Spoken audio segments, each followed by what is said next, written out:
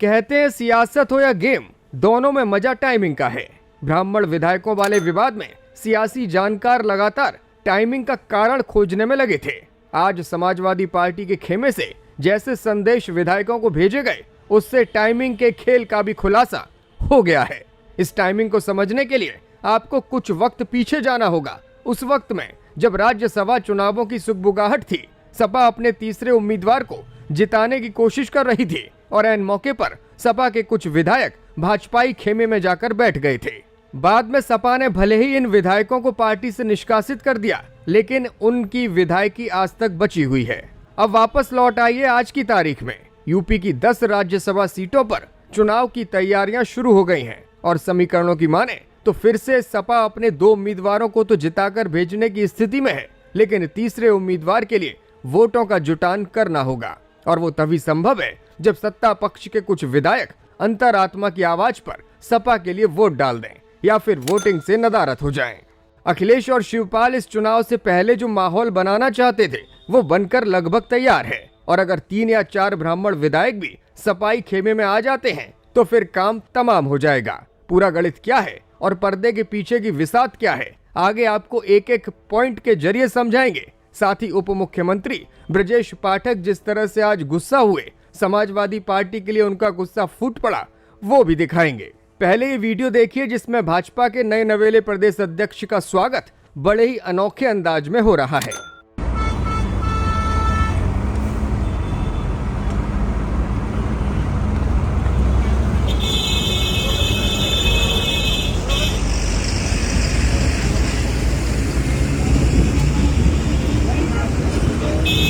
भाजपा अध्यक्ष के ऐसे स्वागत पर अब सोशल मीडिया पर लोग सवाल खड़े कर रहे हैं, पूछ रहे हैं क्या उत्तर प्रदेश में भारतीय जनता पार्टी में नया पावर सेंटर बन गया है। अब तक तो योगी जी की सभाओं में बुलडोजर और तरह तरह के नजारे देखने को मिलते थे, लेकिन अब भाजपा अध्यक्ष न सिर्फ जनसभाएं कर रहे हैं बल्कि सड़कों पर होर्डिंग के जरिए अपना प्रचार भी कर रहे हैं। खबर तो ये भी है कि भाजपा अध्यक्ष के बेटे भी आजकल काफी व्यस्त हैं। नए नए आइडियाज उनके जहन से ही सामने आ रहे हैं और कार्यकर्ताओं की टोली अध्यक्ष जी से मिलने के बजाय उनके ही चक्कर काट रही है। यूपी में आरक्षण की चोरी के आरोपों और नई भर्ती में हुए गड़बड़ झाले के खेल के बाद से ओबीसी वर्ग में गुस्सा है और इस गुस्से को लेकर सपा ने आज एक बड़ा दावा कर दिया। दरअसल योगी सरकार ने पिछले दिनों 7,994 पदों पर लेखपाल भर्तियां निकाली थी। इसके लिए ऑनलाइन आवेदन मांगे गए। सपा ने आरोप लगाया था कि भर्तियों में ओबीसी के पद जितने दिखाए गए हैं उससे साफ नजर आ रहा है कि आरक्षण के साथ खिलवाड़ किया गया है। इस पूरे विवाद के बाद आज आयोग ने नई लिस्ट जारी की जिसमें SC, ST और ओबीसी के लिए पदों को बढ़ा दिया गया, जबकि सामान्य के लिए भर्ती के पद कम कर दिए गए हैं। इस पूरे मामले में जहां एक और विपक्ष हमलावर था, वहीं सत्ता पक्ष के कई नेता भी सवाल खड़े कर रहे थे।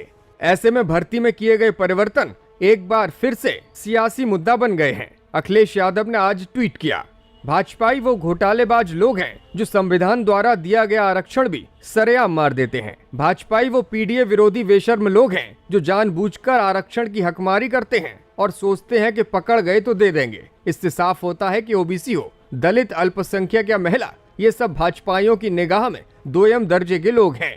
वर्चस्ववादी भाजपाइयों के मन में भेदभाव का जो विष भरा है वो कभी पीडीए के खिलाफ हिंसा, शोषण, अत्याचार और छुआछूत के रूप में बाहर आता है तो कभी आरक्षण मारने या गंगा जल से धुलवाने के कुत्सित रूप में। भाजपा जाए तो संविधान और आरक्षण बच जाए। भाजपा के नए प्रदेश अध्यक्ष को आज सपा के पूर्व प्रदेश अध्यक्ष ने जोरदार तरीके से घेर लिया। कल पंकज चौधरी ने बयान दिया था और कहा था कि सपा में प्रदेश अध्यक्ष का पद सैफई परिवार के सदस्य को ही दिया जाता है। इसी पर नरेश उत्तम पटेल ने करारा जवाब दिया है। मैं अभी 8 वर्ष तक समाजवादी पार्टी का प्रदेश अध्यक्ष था और मेरा चुनाव रमाबाई मैदान में 25,000 डेलीगेट में हुआ था। समाजवादी पार्टी के राष्ट्रीय अध्यक्ष माननीय अखिलेश यादव जी की उपस्थिति में, उनकी देखरेख में ये चुनाव हुआ था। और भारतीय जनता पार्टी में तो जो चुनाव होता है वो पर्ची निकाल के होता है, पर्ची जिसके निकाल दो निकाल दिया। तो समाजवादी पार्टी नेता बनाने का कारखाना है। ब्राह्मण विधायकों की नाराजगी तो एक और, लेकिन अब यूपी के अलग अलग ब्राह्मण संगठन भी भाजपा अध्यक्ष के खिलाफ आवाज बुलंद कर रहे हैं। एक और ब्राह्मण नेता ने आज वीडियो जारी करते हुए सत्ता पक्ष से सवाल पूछे हैं। नवचेतना पार्टी के अध्यक्ष शिव प्रताप मिश्रा ने क्या कुछ कहा है वो भी आप सुनिए। भारतीय जनता पार्टी के प्रदेश अध्यक्ष आदरणीय पंकज चौधरी जी के द्वारा उन्होंने जो इस समाज को बांधने का कुत्सित प्रयास किया, मैं इसे अनुरोध करता हूं। और मैं अपने समाज के ब्राह्मण विधायकों से, माननीय विधायक गणों से मैं निवेदन करता हूं, अगर आपने अपने समाज की बात को उठाने का प्रयास किया है, भले ही देर से सही, आप जागे लेकिन देर से, लेकिन मैं स्वागत करता हूं आपका कि आपने ऐसा प्रयास किया।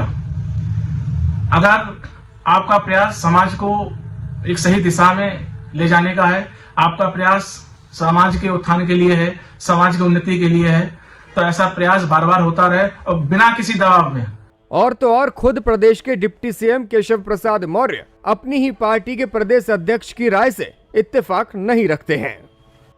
इसको मैंने चश्मा गलत है, लेकिन उद्देश्य गलत नहीं है। लोग मिलते हैं, उसको मिलने का कार्यक्रम करना चाहिए। सवर्ण आर्मी के चीफ सर्वेश पांडे ने तो भाजपा को अलग ही राय दे डाली। उन्होंने कहा कि भाजपा में पिछड़ा वर्ग मोर्चा है, अल्पसंख्यक मोर्चा है, यहाँ तक कि अनुसूचित जाति और जनजाति का भी मोर्चा है, तो क्यों ना एक सवर्ण मोर्चा भी बना देना चाहिए।